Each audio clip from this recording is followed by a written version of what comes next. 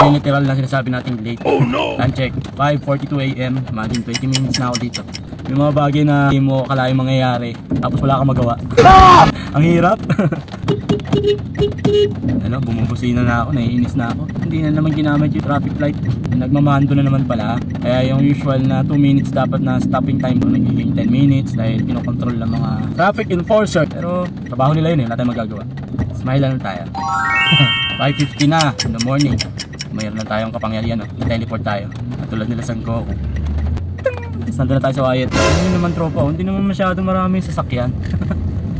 Bakit nyo ginaganon? Hindi pa kami iniipon-ipon doon. Ang luwag-luwag naman pala.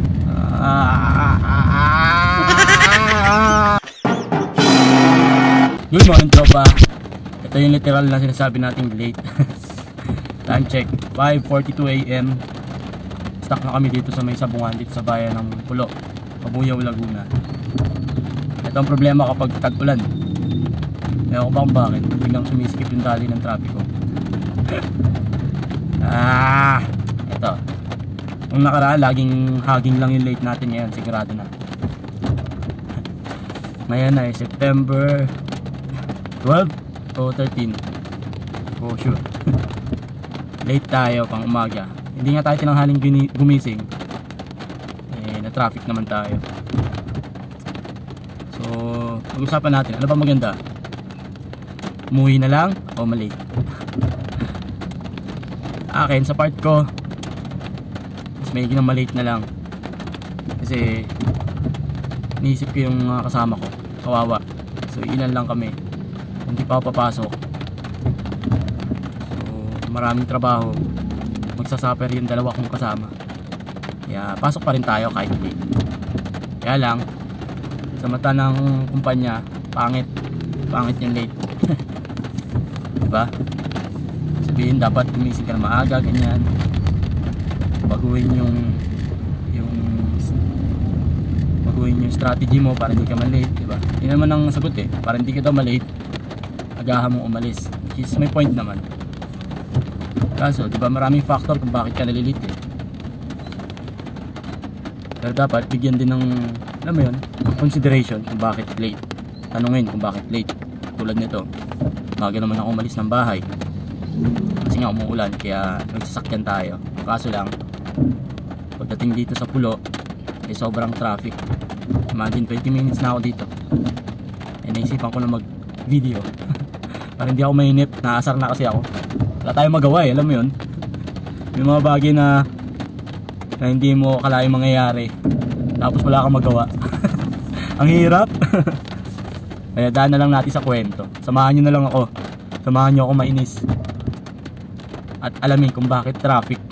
Wala naman pinagbago yung sasakyan kahapon tsaka sasakyan na yan, pero bakit traffic? At unless na lang kung baha. Kasi kagabi pa nagsimula na umulan dito sa bayan ng Kabuyaw, Laguna. Umulan na kagabi pa. Nagsimulang umulan madaling araw, mga alas 12. Tapos hanggang ngayon, dahil meron na namang bagyo, hindi na tayo tinantanan ng bagyo. Dahil pa naman sanang happenings ngayong week na to. May gathering pa naman kami ng mga high school friends ko, mga kumpare ko, mga kumare ko. Kaso cancel, gawa ng bagyo. At ngayon, late tayo, gawa ng ulan. My goodness. So, wala na tayong magagawa dahil 46 na. So ilang minuto na lang. So, hindi na tayo magmamadali. Tanggapin ko na yung katotohanan na late na tayo.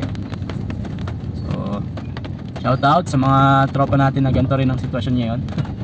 Hindi lang siguro dito sa bayan ng Kabuyaw, Laguna. So, yung mga tropa natin papasok sa trabaho kahit saan man sa Pilipinas, na no choice na kundi malate pero pasok pa din. Tanggapin na lang natin yung mga sasabihin ng amo natin, yung mga kasamahan natin. Pangalawang late ko pa lang to sa taon na to. Masakit sa akin kasi ilang taon ko nang minimithi yung perfect attendance pero hindi ko makuha-kuha.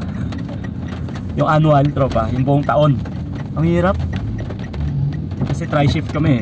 First shift, third shift, second shift, third shift. So iba-iba ng schedule. Pinakamahirap talaga is yung first shift.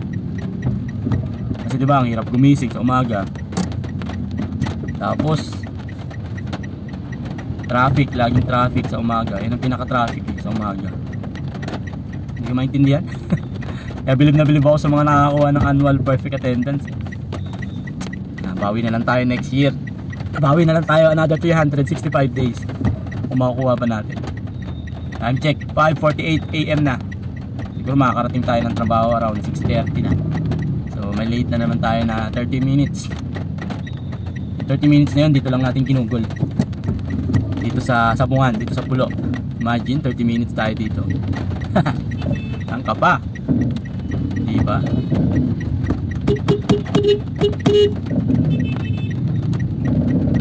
Ano, bumubusina na ako, naiinis na ako. Kasi hindi na naman ginamit yung stoplight ay yung ano, traffic light. Nagmamando na naman pala. Kaya yung usual na 2 minutes dapat na stopping time dito sa Sabungan. So nagiging 10 minutes dahil kinokontrol ng mga traffic enforcer dito sa bayan namin. Pero trabaho nila yun eh, wala tayong magagawa. Ay nako, smile lang tayo.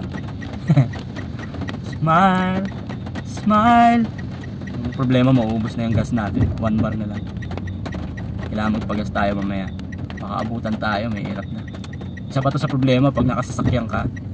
Pag yung lagi kang nasa traffic, mas malakas siya sa gas. Kaya eto, daan na tayo ng pera kung may pera pa tayo pang gas. Tingnan na natin sa may wagang pitaka. Wala na, 100. Kaya pa ba ito magpagas? 100 mga tropa. Patay tayo dyan. Doble problema na tayo ah.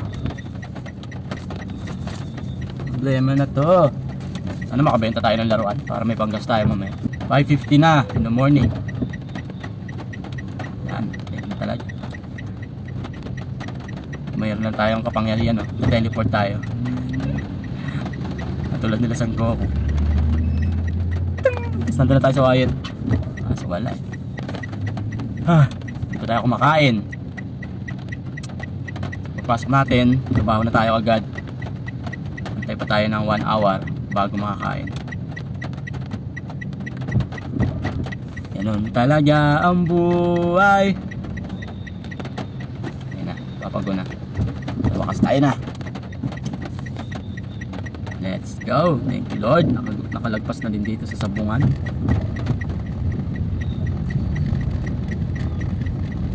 Ay, sinunod lang sana yung traffic light. Hindi tayo ganito. Kung sinunod lang yung traffic light, kaso mawala ng trabaho si kuya. Kailangan disadvantage. Tignan nyo naman tropa, hindi naman masyado maraming sasakyan. Bakit ka ginaganon? Bakit pa kami iniipon-ipon doon? Ang luwag-luwag naman pala. Diba? Ayan o, luwag.